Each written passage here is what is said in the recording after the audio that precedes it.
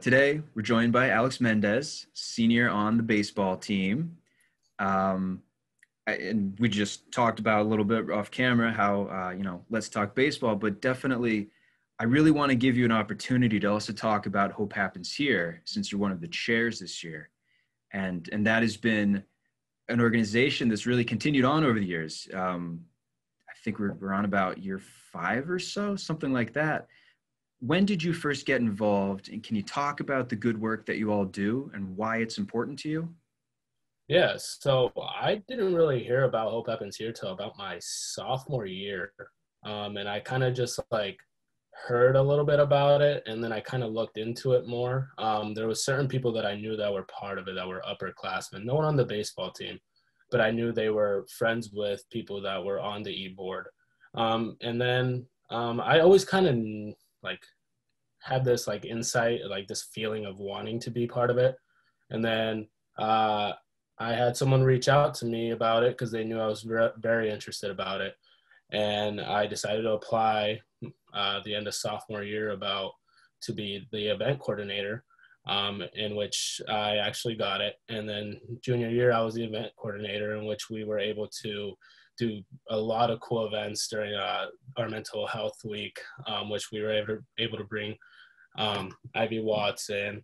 And we were able to do such cool events around school. Like we had the pumpkin, we went over to the farm and we were able to carve pumpkins and just have a day of just a free day.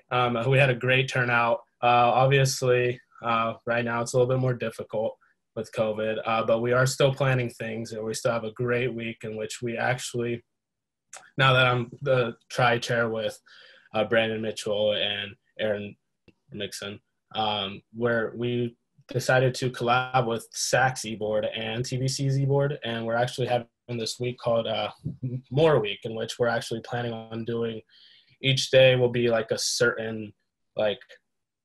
certain priority. So let's say Monday would be a mental health day, Tuesday would be a sexual assault day, and SAC is going to, I think, be working on voter registration. So we're having a great week. We all meet together. We have certain meetings with Shannon a few times. We all text. It's busy. It's busy trying to do that, especially with COVID, which makes it 10 times harder to do things. But we are able to at least communicate within our groups, and then we reach out to all our representatives. But Hope Happens Here, for me, has been literally one of the best things I've done at St. Mike's, in my honest opinion. It's really helped me, especially when my life was pretty rough, and just kind of finding myself. And it really helped me finally get rid of what Hope Happens Here's biggest overall message is, just getting rid of the stigma around mental health. And I think that's what finally opened up to me. And I finally opened my eyes when it came to that. And I was just able to finally reach out to, especially my team, about it's okay to not be okay. It's all right to have a pretty crappy day. It's okay. There's nothing wrong with it. You had a crappy day, it's good. That means you're a human being at the end of the day. But it just has been such an eye-opening thing. Sorry, there's going to be jets flying. But it's just been such a great thing. There's not much I could say besides go to the events that happen with it. I'm sad that it's my last year and I can't be part of it anymore, but I'll probably always be looking into what I can do after school with Hope Happens Here, just because I think it's something that people do need to focus on, especially nowadays with your mental health is a lot more important than what is portrayed in the media or what is portrayed when we're young. We don't really get told. I didn't know about my mental health until I was in college. I was 21 years old, 20 years old. I didn't know about that. So it's good that this organization is able to reach this message out to the youth. And now that we have high school coordinators and we have we're trying to reach at a younger age, it's really helpful, because I would have loved to have known that from a younger perspective. That's actually something that I was thinking about as you're talking very passionately about Hope Happens Here.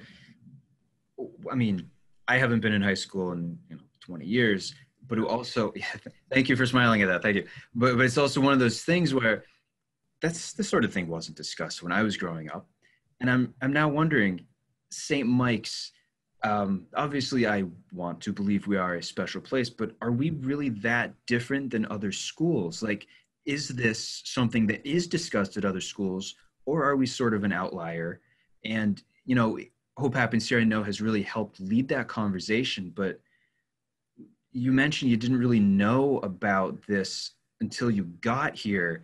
Do you find that when some of your teammates get here, or even other people you meet who are a little younger right out of high school, they don't really know this exists and they also haven't really been having those conversations growing up?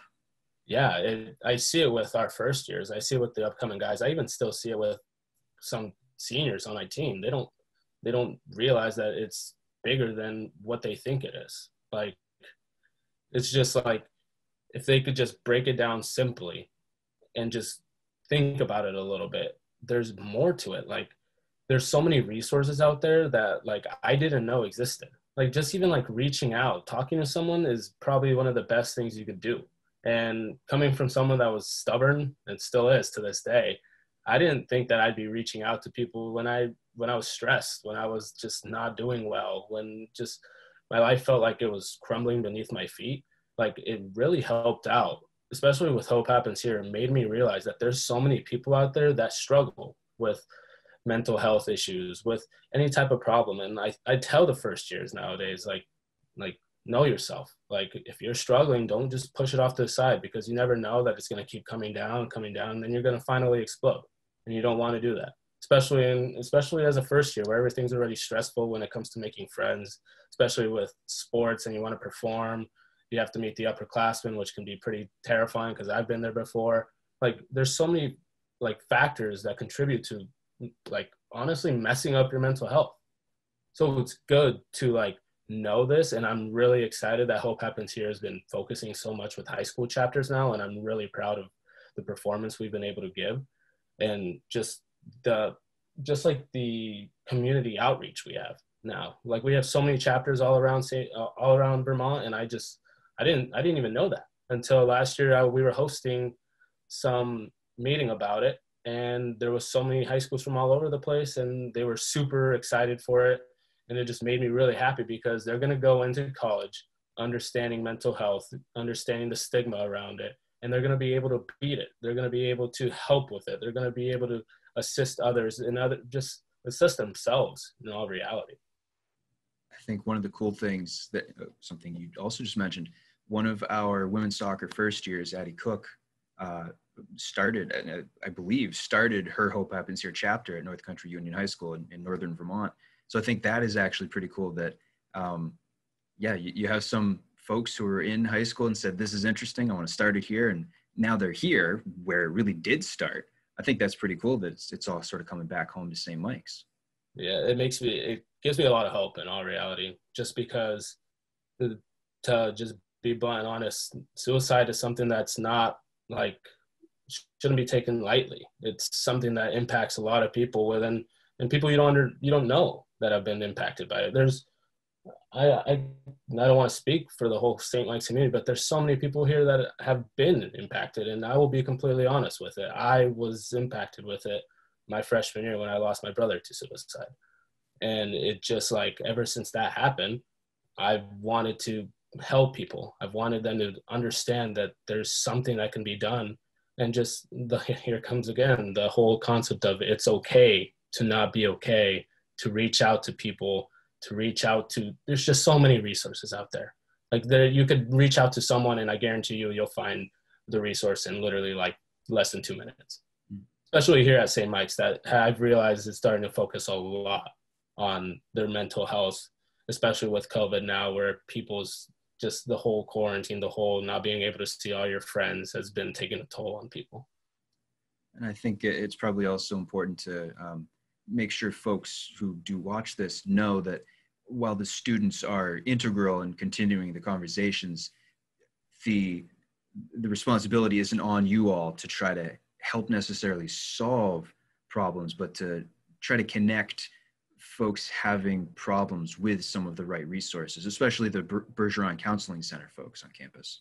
Yeah, that's so important, Josh. The whole, like, just like we're not here to help in that way. Like we're here to help, be there as a team, to be teammates, to be peers, but we just want them to understand that we may not be professionals at it, but we can hopefully talk you to go and reach that people, like to go over there and just have the confidence, because there's the stigma again that you're weak if you don't go.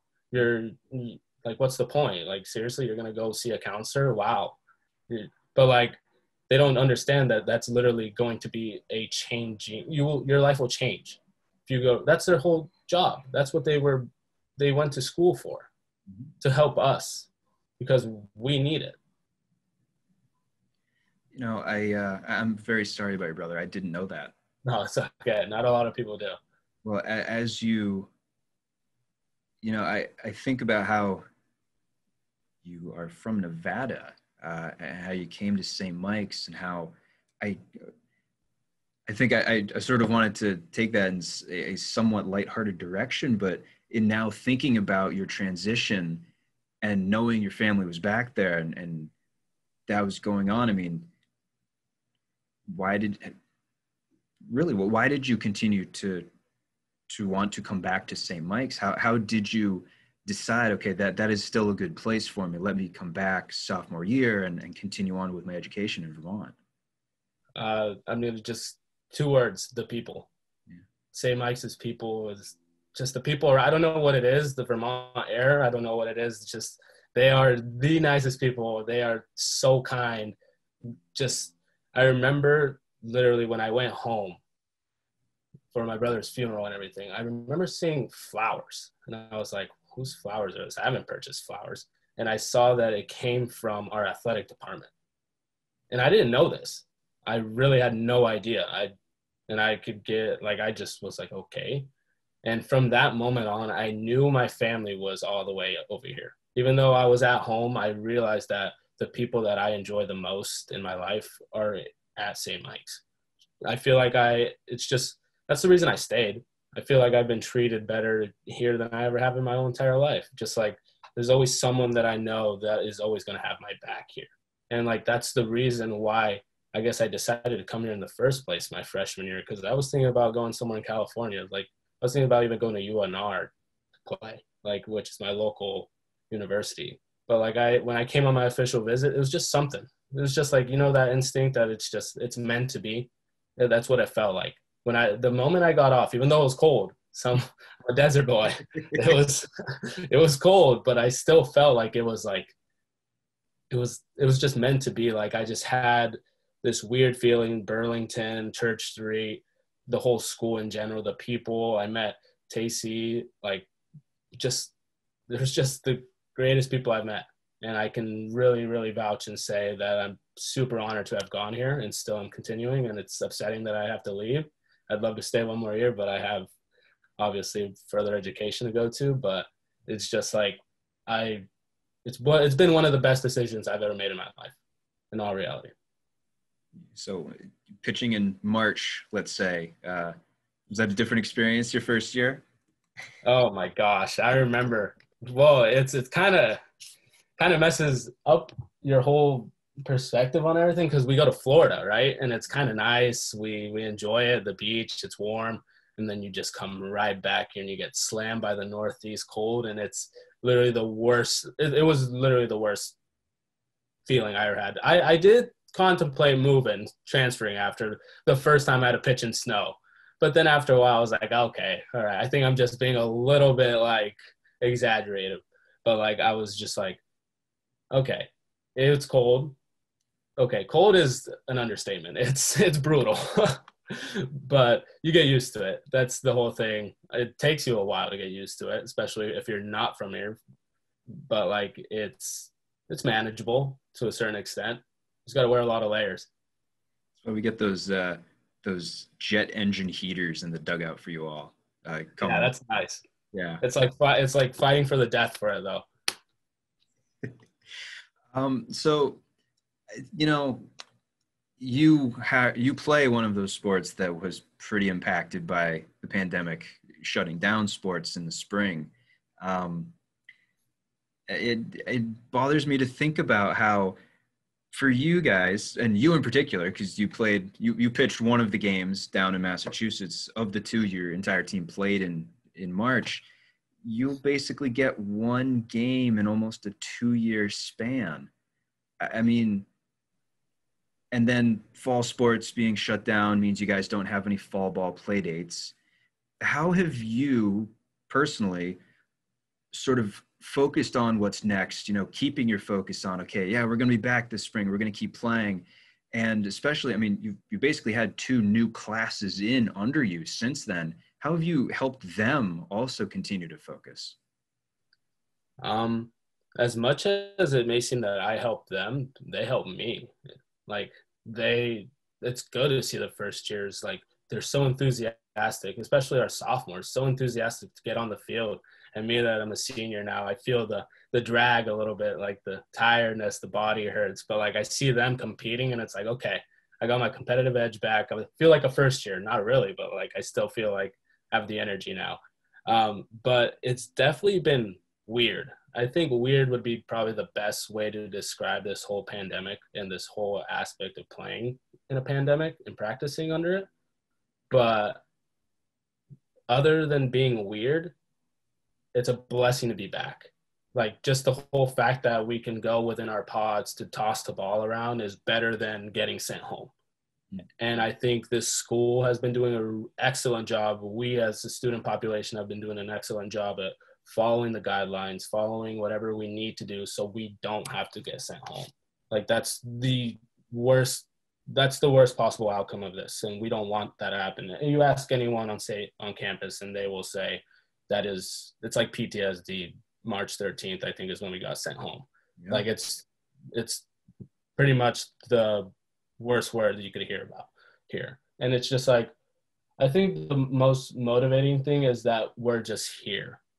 Like that we can still play, that we can still, at least even under certain circumstances, we can still see our coach. We could still go see the trainers. We could still do lifts. We could still do certain things under, obviously with the mask, but like, it's better than not. It's better than sitting at home thinking about playing. I at least get to toss the ball around, and something that obviously I'm a pitcher. It's nice to just toss the ball around, even if it's like a few pitches. When at home, it was just I was watching nothing. I was watching old baseball videos, and it just wasn't the same. So I'm like, the motivating thing is our coaches have been doing a really good job, and I think our trainers and everyone here at St. Mike's has been doing a really good job at motivating us to keep going, to keep doing what's right, so we can reach that certain level of we can finally start practicing more at a like bigger pod, bigger groups, and just like it'll be a little bit more normal. And then with bigger groups, obviously you can do more games, you can have more inter squads for us. And it'd just be like one-on-one bullpens, which is exciting because that's where it's the bragging rights come in. And just like we have a bunch of first years that are coming in hungry, and it's exciting to see them because it's a little weird because some of us haven't met them yet. It's weird because like we see them and they like barely recognize us, but it's still, we're trying to do what's right, but at the same time, like we're still trying to reach out for them and see like, hey, we're here for you. Like if you need anything, like we can socially distance outside and just talk, like just certain things that we have to accommodate for what we have. I mean, that's important that you guys are still able to bring everybody in. It's interesting to hear because it's almost as though if you have a bad day in March or April, you can think back 6 months and realize, well, but at least we're playing baseball today. We didn't know 6 months ago, let's say in September or October that we would play. Today we're playing baseball. Okay, who cares? We're losing by a run in the 7th inning. Who cares? We're playing baseball. Let's keep going. Exactly. It's going to be, the end result is what we're striving for right now. And that's just getting on the field and playing another team. And I could probably say I could talk about every team here. That's all anyone wants right now, is just to get on the field and compete against another team. It doesn't matter if we're getting destroyed or whatever, just we want to just play. Like, that's it. Like, especially with losing a season already. It took a lot of toll on people. I know a lot of my teammates. Thank goodness I was okay with it. I had to deal with something else. So it just like, I just don't want us or a lot of people to ever go through that ever again. And I hope no one does. And I do. That's what I really hope nothing happens with that again, just because it wasn't a good thing mentally for certain students. Yeah. You mentioned a little earlier just about the future, and I'm curious what, not to put even more in your mind right now, but you're a senior. What are you thinking toward? What are you thinking of for the future, for a career? What are your majors? What are you hoping to do once you graduate? Yeah, so right now I'm a poli-sci and philosophy double major. I just registered for the LSAT. I take it in November. So I will be applying to law school relatively soon, so December, January. And end goal would be to go to Suffolk just because I want to stay in the Northeast. That's where I see myself, especially in Mass. So I will be hopefully going to law school after, and I will want to pursue immigration law or civil rights law. So it's something that's pretty prevalent within our society right now. Wow, good for you. That's awesome. And the fact that you want to stay up here. So something about New England is it's now part of you. It's in I'm your heart. telling you, it's the New England. It's the New England air. It's something up here. Because I can tell you, as many kids here say, "Oh, I want to go to California." It's like I'm over it. I'm not a big West Coast guy anymore. I like the Northeast, even though it's cold. I can deal with it. I have a jacket now, so we're fine. That's all you really need. And Yeah, hats. yeah. No, I was looking up stuff about Nevada just because who from the East really knows that much about Nevada unless you've been there? And I feel like everybody who knows anything about Nevada knows Las Vegas. And I'm looking at a map and I'm realizing that's like 5 hours from where you are. You're not anywhere near that part. So for anybody who doesn't know what Nevada is about, I mean, what do you what's your impression of your home state? Because that's all we know out here, I think, Vegas. Yeah, that it's a little frustrating. That's why when my first year, I remember for icebreakers, because you know how that is. First year, you have so many icebreakers. It was, "Hi, I'm Alex. I'm from Nevada, but not Vegas." That was it, and pretty much everyone probably lost interest right away. But so Nevada is honestly, it's an interesting state because you get pretty much all different types of like geography in it, because you have the desert, you have Lake Tahoe, which is like mountains and trees. Then you have like the lake, which is water, a big lake, and then you go to Vegas, which is Vegas. That's all I say. Vegas is just Vegas. I don't know how to describe it. I'm not a big Vegas guy. Yeah. So, but I'm from the north. My town is a really agricultural town. There's a lot of agriculture. Actually, in fact, our mascot is, it's kind of funny. It's two lanes, the green wave, but I think our meaning's a little different, and the way we get it is, so we grow a lot of alfalfa back home, and when the wave, there's like wind, like it makes a green wave. Yeah. So that's how we get the green wave. We used to be called the melon pickers back in like the 70s. Oh God. Yeah. It's not exactly PC.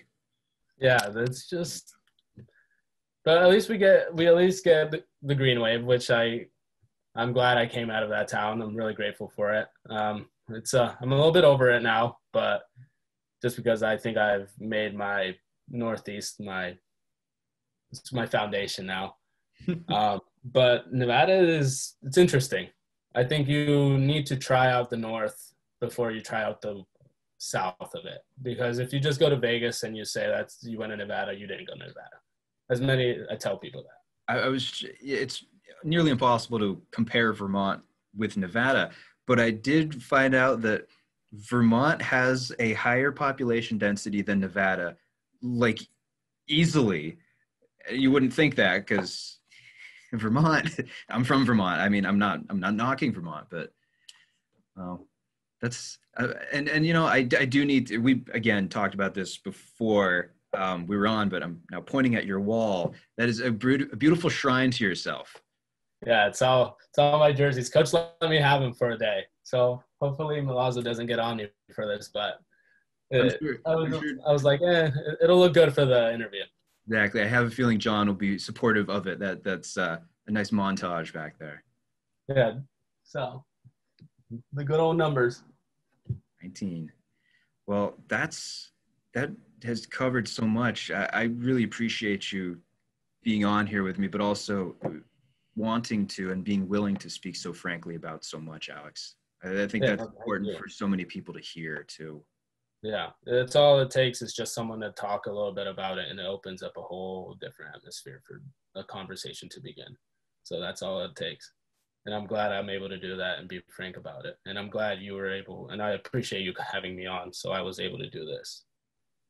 Well, keep up the great work with Hope Happens Here. And, we're obviously rooting for Hope Happens Here to keep doing great work and rooting for all of you to get back on your playing fields. Yeah. And I'm rooting that we just get it back there. I'm hoping. That's all we need. Just a little hope. That's all you need. That's right. Well, thank you very much, Alex. And I think we're done. Have a great rest of your day out there. You too, Josh. I appreciate it. Thank you. Take care. You too. Bye. Bye.